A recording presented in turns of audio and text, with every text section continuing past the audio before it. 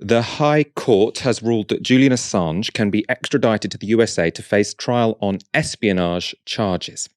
The decision overturns a ruling made in January by District Judge Vanessa Baraista, who had ruled that Assange could not be extradited to the US on grounds that he faced a real and oppressive risk of suicide.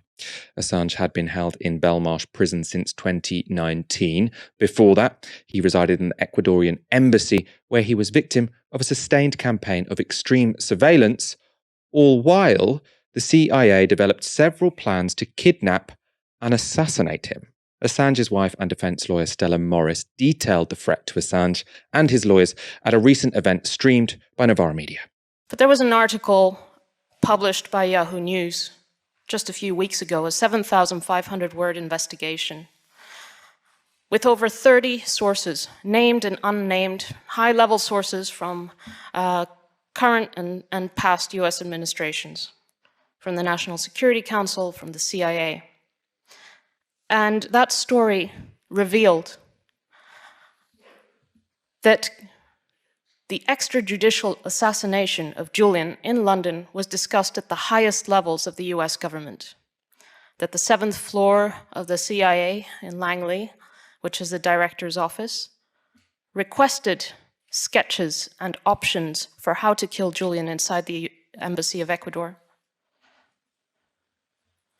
They talked about kidnapping him too, about rendition, extraordinary rendition, which is what the CIA developed to kidnap people and take them across jurisdictions, to disappear them and then put them in a black site somewhere. And the embassy was essentially a black site towards the end. I felt that anything could happen there. Julian's lawyers were targeted by name, not just incidentally spied on. There are emails telling the security company to target Gareth Pierce, to target Aitor Martinez, to target Julian's legal team. And their documents were stolen.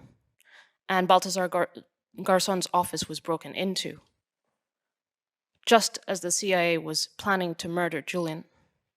And our 6-month-old baby's nappy was instructed to be stolen so that they could use that, analyze the DNA to check whether Julian was the father. Still today, the High Court has ruled that the existence of CIA plans to kill Assange, along with sustained and severe harassment, was not enough to warrant keeping him in the UK. This followed assurances by the US government, including that if extradited, Assange wouldn't be subject to so-called special administrative measures. This is a particularly Orwellian term for torture, including complete isolation from all human contact and the surveillance of communications between prisoners and lawyers. They are limited assurances, and given recent history, they aren't the kind of gentleman's agreement which I would trust. But Lord Burnott of Malden and Lord Justice Holroyd had no such qualms. In their ruling, they said, "There is no reason why this court should not accept the assurances as meaning what they say. There is no basis for assuming that the USA has not given the assurances in good faith." Aaron, I'm not sure if you were shocked or surprised by this decision today. I mean, the thing that stands out to me in that quote I've just read is how naive is that? They're just saying, oh, well, if the Americans have said they're not going to torture the guy, they're not going to torture the guy. They had a plan to kill the guy. Tangentially related, Michael, if you look at, for instance, countries right now which are extending a diplomatic boycott towards these Beijing Olympics, it's Canada, US, Britain, Australia, New Zealand. And I do feel like these countries now, particularly with Brexit, because Britain's now left the European Union, it does now feel like these countries are converging into a shared political security apparatus. Yes, you had that with Five Eyes, but something's clearly changed. In the early 2010s, Britain had quite a lot of work going on with the Chinese. The Cameron Osborne government very open to Chinese investment, as was the US actually under Obama, as was Canada. Australia obviously exports huge amounts of mineral resources to China, huge amounts of Chinese investment in real estate in Australia. But something's changed, and it was catalyzed by Trump, but it's now continuing. And so I think in that context, Michael, of actually we're the ones that are isolated. The Anglophone countries are isolated from the rest of the world. That's not a comment on China's, civil liberties or whatever. But in terms of a political community within an international relations sense, we're the ones who are isolated. We're the ones who are cutting ourselves off. And increasingly, English-speaking media calls this the international community.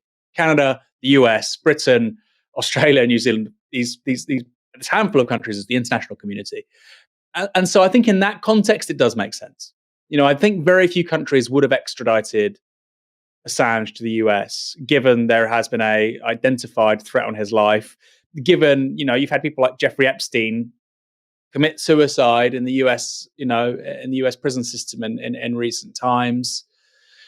And what was his crime? What was Julian Assange trying to do? He was trying to highlight what was happening in the mid 2000s, early 2010s in Iraq, in Afghanistan, documenting war crimes, documenting a reality which was fundamentally different to the public relations picture being projected by Washington. And he was right. And I think part of the anger and the enmity that still rolls on with Assange from the Americans, Michael, is born out of the fact they failed. The Iraq War, the war in Afghanistan, what they did in Libya were arguably the worst foreign policy decisions the United States has ever made. And that's on a lot of people's watch at the CIA, at the NSA, at the Department of Defense, various political hacks from both parties. And they've not got much left. They had a military defeat in Afghanistan. Iraq they've left effectively a failed state, as in Libya. You've got Saif Gaddafi could potentially come to power.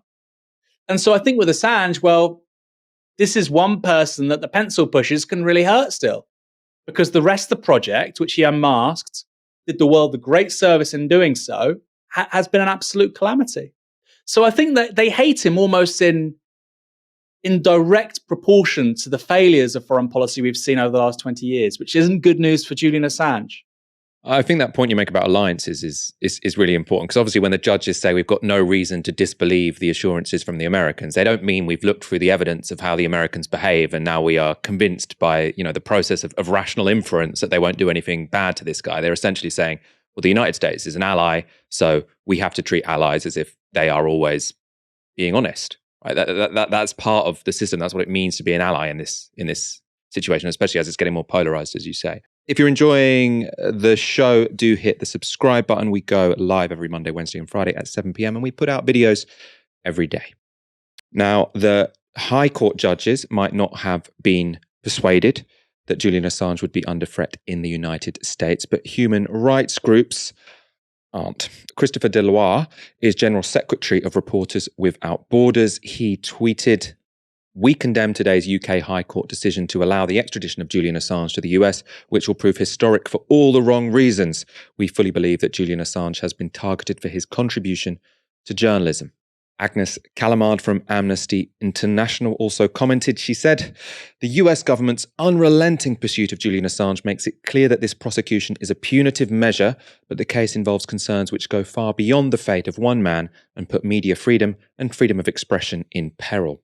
Journalists and publishers are of vital importance in scrutinizing governments, exposing their misdeeds and holding perpetrators of human rights violations to account. This disingenuous appeal should be denied, the charges should be dropped, and Julian Assange should be released." It's clear what the human rights people are saying and what the judges and the national security people are saying. Very, very different. I wonder why.